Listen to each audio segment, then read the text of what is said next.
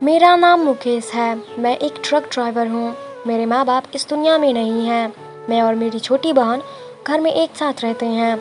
कुछ दिन बाद मेरी शादी हुई और मेरी पत्नी मेरे घर आई। मेरी पत्नी बहुत खूबसूरत थी और अच्छी भी थी। वह आते ही मेरे घर को बहुत अच्छे से संभाल ली। पर एक दिन मेरी पत्नी ने मेरे साथ कुछ ऐसा किया जिसे देखकर मेरे पैरों तले ज़मीन खिसक गई।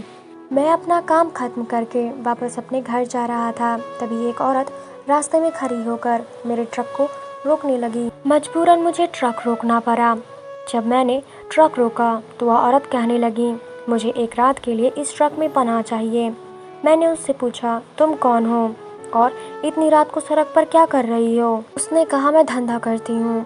मैं धंधा करने वाली हूँ, पर मेरे साथ बहुत गलत हुआ है, इसलिए मैं भागते दौड़ते आ रही हूँ। आपकी गाड़ी देखी तो मैंने सोचा कि मैं इसमें बैठकर अपने घर की तरफ निकल जाऊंगी। वो मुझसे बहुत मिन्नतें करने लगी, इसलिए ना चाहते हुए भी मुझे उसे ट्रक पर बिठाना ही पड़ा। उसे गाड़ी में बिठाने के बाद मैं अपना ट्रक चलाने में मगन हो गया।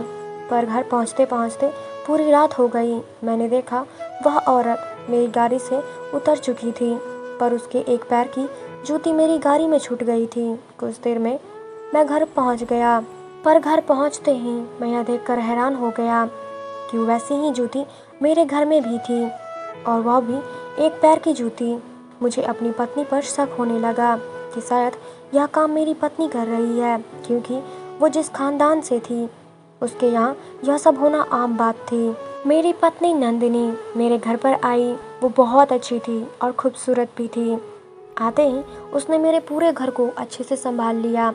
मैंने उसे समझाया कि तुम मेरी बहन को भी अच्छे से ख्याल रखना। वो मेरी बातों को बहुत अच्छे से समझती। मैं आने जाने में बेफिक्र हो गया और अपना काम अच्छे से करने लगा। पर जब मैं अगले दिन फिर अपने काम पर गया तो वही औरत मेरे ट्रक के सामने आकर खड़ी हो गई। जब मैंने ट्रक रोका तो मुझसे पूछने लगी, कल रात मेरे एक पैर की जूती आपके ट्रक में छूट गई थी।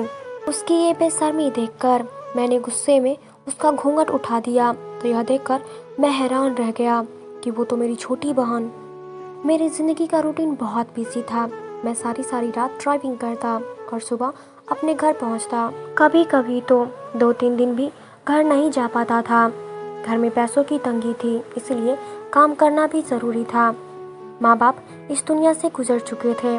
मरते वक्त मेरी माँ ने मुझसे कहा था कि अपनी बहन का बहुत अच्छे से ख्याल रखना। जब मैं कई कई दिन घर पर नहीं आता तो मुझे अपनी बहन की फिक्र होती कि वो अकेले घर में कैसे होगी। कुछ लोगों ने मुझे सलाह दिया कि अगर तुम शादी कर लोगे तो तुम्हारे घर में कोई आ जाएगी और बहन की तुम्हें फिक्र भी नहीं करनी पड़ेगी। मुझे ये बात बिल्कुल सही लगी थी। पर बिना माँ बाप के बेटे की शादी कैसे हो? कुछ दिन बाद मेरे लिए एक रिश्ता आया। लड़की की माँ पहले बार में डांस किया करती थी, पर लोगों ने बताया कि लड़की बहुत अच्छी है। शादी करना मेरी भी मजबूरी थी, क्योंकि मुझे जल्द से जल्द घर में कोई चाहिए था। इसीलिए ना चाहते हुए भी मुझे उस लड़की से शादी करनी पड़ी। मेरी पत्नी नंदिनी मेरे घर आई। वो बहुत अच्छी थी और खूबसूरत भी। आते ही उसने मेरे पूरे घर को बहुत अच्छे से संभाल लिया। मैंने उसे समझाया कि तुम मेरी बहन को भी अच्छे से ख्याल करना। वो मेरी बातों को बहुत अच्छे से समझती। अब मैं आने जाने में बेफिक्र हो गया और अपना काम अच्छे से करने लगा। शुरू में मेरी पत्नी ने मुझसे बहुत कुछ फरमाइश की, पर मेरे पास इतने पैसे तो नहीं थे, ना ही कि मैं उसकी हर फरमाइश पूरी कर सकूं। मैंने उससे कहा, मैं 2 वक्त का खाना और रहने के लिए एक छत, पहनने के लिए कपड़ा बस तुम्हें दे सकता हूँ। मैं अभी तुम्हारी कोई भी फरमाइश को पूरा नहीं कर सकता, क्योंकि मुझे अपनी बहन की शादी करनी है और शादी के लिए पैसे इकट्ठा करना है। तुम इसी में सब्र करना सीख लो। पर उसी रात मेरे साथ वो वाक़या गुजरा जिसकी कल्पना मैं अपने घर की किसी भी औरत के साथ नहीं कर सकता था। वो वही रात थी जिस दिन वो धंधे वाली औरत मेरे गाड़ी में बैठी थी। वो चाहती तो अपना पहचान छुपा सकती थी, पर उसने बेहिचक मुझे बताया कि मैं धंधा करती हूँ। पर उसने अपने चेहरे को दुपट्टे से ढक रखा था। पर जब किसी ने इस जूती को नहीं पहचाना तो मुझे अपनी पत्नी पर शक होने लगा, क्योंकि वो ऐसे ख़ानदान से थी जहाँ पर ये सब होना आम बात थी, क्योंकि उसकी माँ एक बार डांसर थी। मैंने अपने मन की बात अपने घर में नहीं बताई, पर मैं बहुत दुखी और उदास था, क्योंकि अगर मेरी पत्नी मेरी गैर मौजूदगी में यह सब कर रही थी तो बहुत गलत कर रही थी। ये सब जानने के बाद मैं उसके साथ एक पल भी नहीं रह सकता था। मैं उसे रंगे हाथों पकड़ना चाहता था, क्योंकि क्या पता यह मेरी बहन हो सकती थी। उस रात जब मैं ट्रक लेकर निकला तो इसी सोच में था कि वो औरत शायद फिर से इस रास्ते से गुजरेगी। जैसा मैंने सोचा था एकदम वैसा ही हुआ। वो औरत फिर से मेरे ट्रक के सामने आ गई और मेरा ट्रक रुकवाने लगी। मैं तो यही चाहता था कि वो मेरे सामने आए, मैं उसे रंगे हाथों पकड़ सकूं। मैंने ट्रक रोका और उसके पास गया। उसने मुझसे कहा, मेरे पैर की एक जूती आपके ट्रक में छूट गई थी, वही मैं लेने आई हूँ। उसके इस बात से मैं गुस्से से चूर चूर था।